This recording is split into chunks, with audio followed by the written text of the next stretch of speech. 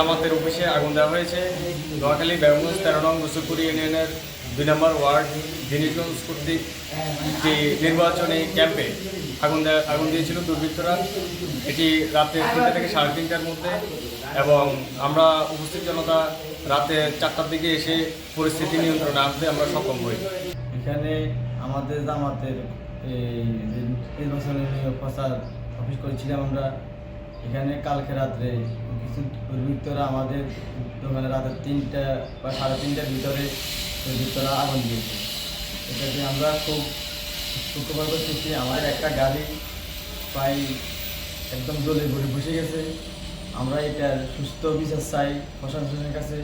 সম্মানিত দেশবাসী, আমাদের নোয়াখালী 3 আসন তথা বেগমগঞ্জ 13 নং রসুলপুর ইউনিয়ন জনাব মাওলানা বোরহানুদ্দিন ভাইয়ের দাঁড়িপাল্লা প্রতীক নিয়ে বাংলাদেশ জামাতে ইসলামীর 13 নং রসুলপুর ইউনিয়নে একটা নির্বাচন আমরা অফিস করি।